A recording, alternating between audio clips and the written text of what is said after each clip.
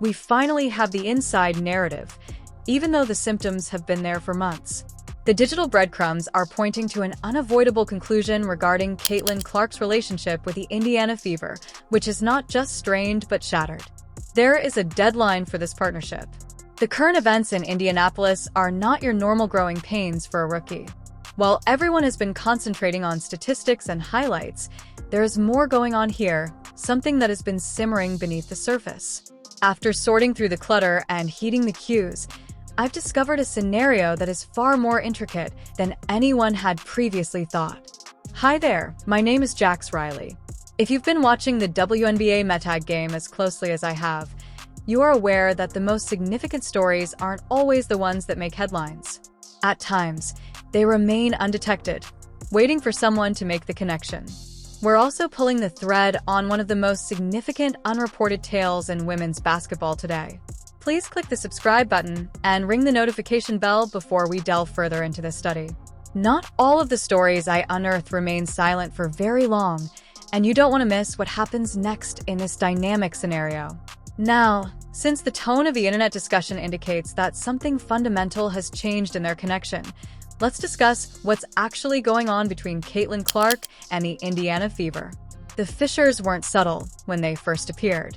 It's not just critique when a generational talent like Caitlin Clark expresses her displeasure with her use in public. It's a warning message. She added that she is at her finest when we get me the ball in transition, so we need to do a better job of that. Those aren't casual remarks made by a rookie getting used to playing basketball professionally. That person is a genius at spotting systemic issues. However, the tale doesn't stop there. The ensuing events expose the growing philosophical divide between Clark and the company. Stephanie White, the coach, gave a telling response. A setup centered on two main ball handlers that is meant to shield Clark from pressure from the full court. It seems reasonable on paper. For someone whose entire reputation was based on explosive transition play, it actually meant constraint rather than liberation. Take a moment to consider that. In women's basketball, you have the most explosive transition player. Someone who can generate scoring opportunities out of thin air by pulling up from the logo. And the purpose of your method is to restrict her touches in the precise circumstances in which she exerts her dominance. That is fear-based management, not coaching. What then is true, and what is conjecture? The official narrative and the digital reality don't fully match, so let's dissect it. Although official sources won't tell you this, a different picture becomes apparent if you follow the digital breadcrumbs. There is more to Clark's injury predicament than just bad luck. It is a sign of more serious organizational problems. Fans anticipated anxiety, possibly even a formal update regarding their franchise player status, when she was visibly in pain from a groin injury during a game and fighting back tears. Coach White dismissed it instead, telling reporters that Clark was experiencing some minor emotions. In WNBA circles, that small something turned into a lightning rod. Unless there is a discrepancy between the player's representation and the organization's beliefs, you don't downplay your superstar's suffering in that way.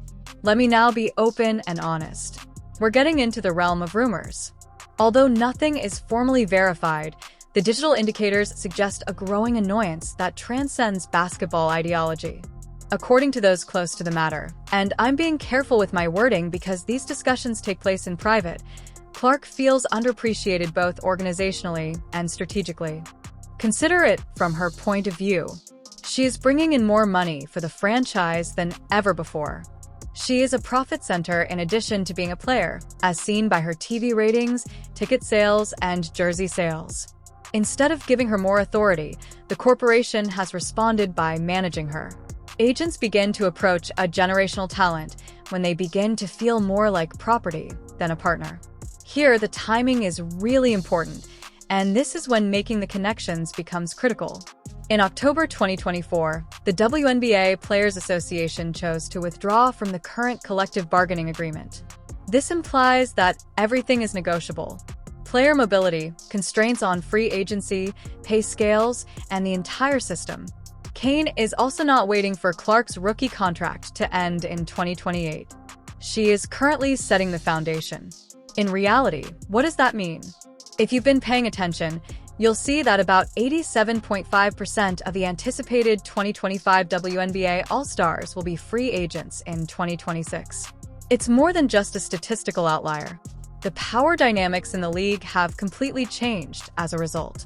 Clark's predicament becomes the model for other players to follow when that pandemonium occurs. The indications indicate something extraordinary, and I've started sorting through the noise. Kane's role extends beyond Clark's representation. She is promoting systemic reform in the league's treatment of its stars by exploiting Clark's profile.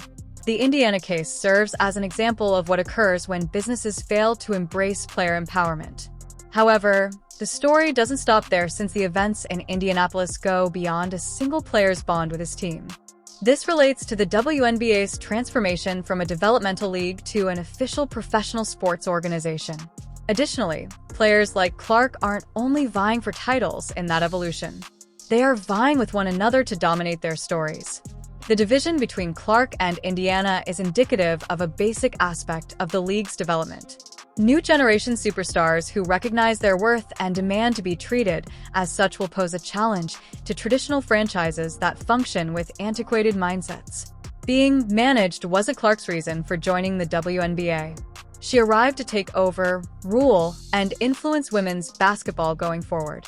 Let's now discuss the actual implications of this for the near future. Clark has a contract with Indiana through 2028, but when connections falter, contracts are simply paper. Even in situations where they appear helpless, intelligent agents discover strategies to gain leverage. That leverage is provided by the CBA talks. Although official sources won't tell you this, an alternative picture of how these negotiations are developing can be found by following the digital breadcrumbs. Kane is not only fighting for improved pay and working conditions.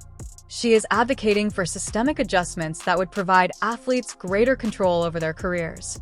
Additionally, Clark's circumstances in Indiana serve as Exhibit A for the need for such adjustments. There is growing evidence that this is not long-term viable. It's not a random occurrence when your franchise player publicly questions system decisions, when injury management becomes a contentious issue, or when agents strategically show up at rival venues. They are synchronized pressure points intended to bring about change.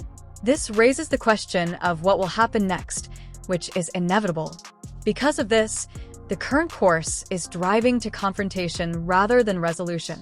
The entire league environment will change as a result of the upcoming 2026 free agency bonanza. However, Clark's circumstance will serve as a model for other players.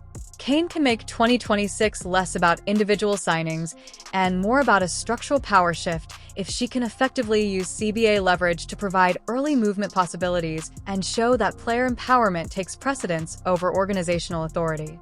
This is what I believe is actually taking place, and this is where the inquiry becomes intriguing yet speculative. In the larger CBA talks, Clark's team is utilizing her Indiana background as a negotiation chip. Every injury dispute, every well-publicized annoyance, and every calculated photo op proves that the existing system is ineffective for elite players. This strategy is brilliant since it avoids pressuring a deal right away. Making a case for methodical change that benefits all parties involved is the goal. Clark becomes the spokesperson for player empowerment because her circumstances highlight issues that impact everyone, not because she is requesting preferential treatment.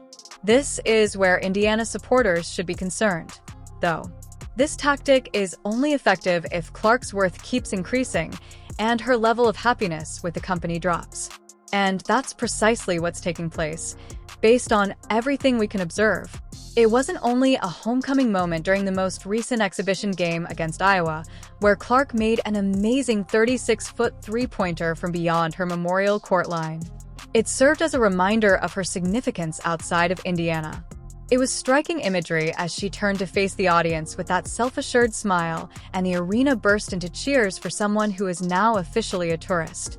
You won't learn this from official sources, but the symbolism was deliberate. Despite being injured, Clark continues to perform magic in a setting where she is unreservedly praised. That stands in sharp contrast to the management-focused methodology she is dealing with in Indianapolis. What, then, is true, and what is conjecture?